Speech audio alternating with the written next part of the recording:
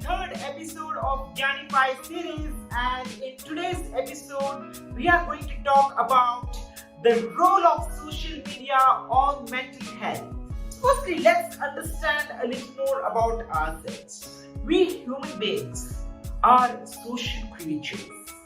We always seek companionship of other people. In fact, being socially connected to people can help us ease stress, anxiety, depression. It prevents loneliness and it also boosts your self-worth and perhaps adds more years to your life. On the flip side, lacking strong social connections can have a serious impact on your mental and emotional health. Right? So what has happened in today's world because of the growing usage of technology and the ease of access? The technology is available to us at our fingertips. So what has happened is we often tend to think that social media platforms such as Facebook, Twitter, Snapchat, Instagram, YouTube can replace the real world human connections. While each of these social media platforms has its own benefits, please understand social media can never be a replacement for real world human connections.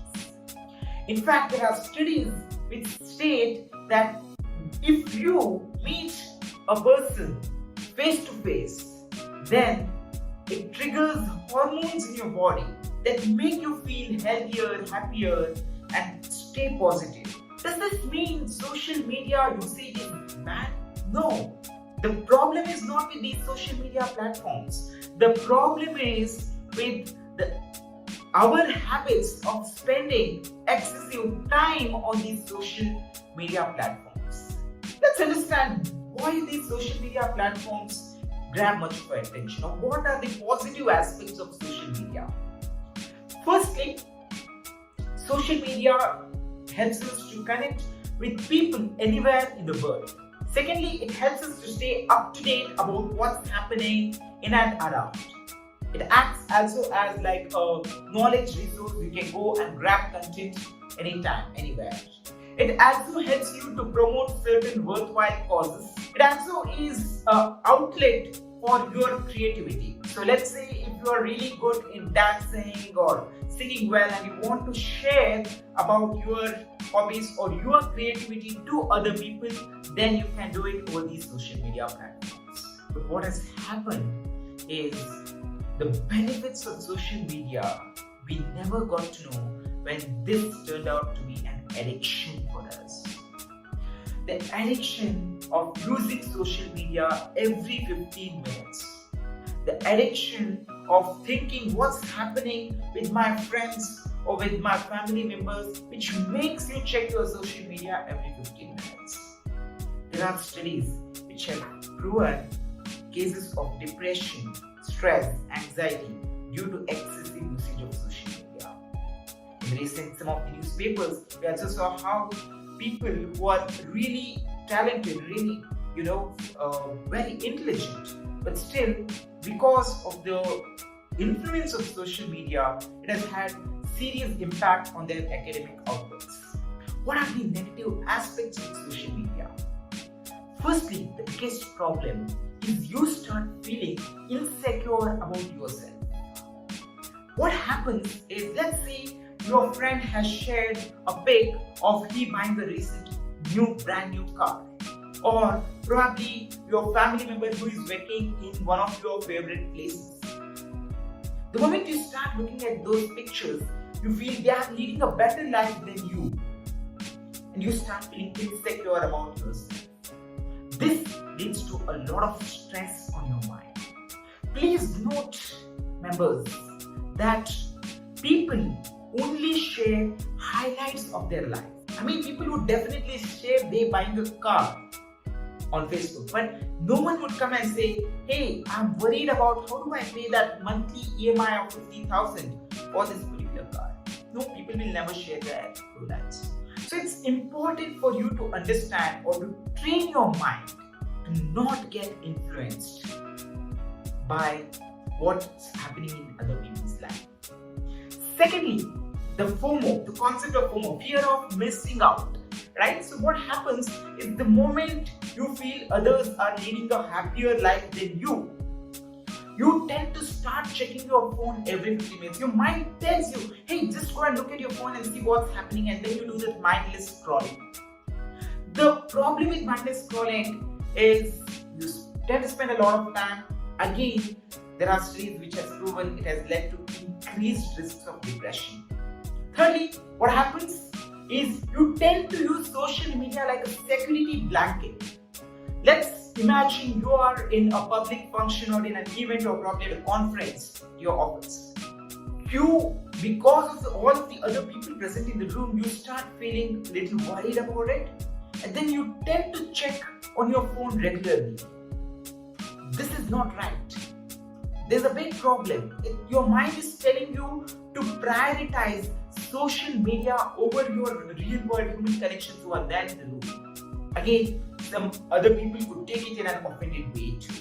Right? So all of these, if you pay close attention to this, it has a serious impact on the way you think, the way you behave, and also the overall outlook has an impact on it. Now, how do you get rid of all of these problems?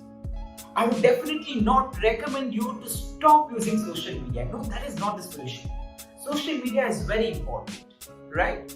But there are certain things, certain steps that you can take in order to make sure you are not getting into that addiction zone. So what you need to do? Firstly, stop checking your phones the moment you get up in the morning.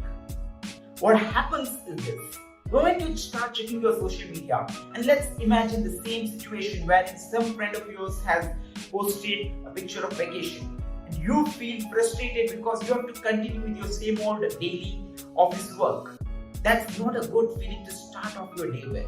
It adds so much of negativity within yourself that you would not be able to give the best for your day. Secondly, stop checking your phones late at night when you're going to sleep. The problem is the moment you start checking your phones, when the lights are off, it impacts your eyes. In the long run, it could have serious impact. Thirdly, practice mindfulness. There are many a times wherein without knowing or unknowingly, you tend to check your phone and then start scrolling and spend 15, 30 minutes, 45 minutes, you never know about it, right? Instead of checking your phone every 15 minutes, see if you can replace that with some other activity. Probably it could be taking a brisk walk, reading something, or probably stretching yourself and maybe doing something which adds value to your life. And lastly, see if you can replace in certain places, I would not say in all places, at least wherever there is a possibility, see if you can replace social media usage by meeting people, meet strangers, meet different people, interact with them, understand their culture, and see what you can learn from them. Right? So let me take a simple example. So there's a close relative of yours or a close friend of yours who stays nearby, and instead of wishing him on his birthday or anniversary over WhatsApp, see if you can meet that person. So this definitely has a huge impact because it probably helps you refresh your mind, it helps you spend quality time with that person, and also it triggers hormones in both of you that makes you feel healthier, happier. So let's see how we can control the use of social media, practice mindfulness. I hope you liked today's episode on the impact of social media on mental health. Let's all start using social media in a controlled manner. And in case you like this video, please do not forget to like, share and subscribe. Thank you.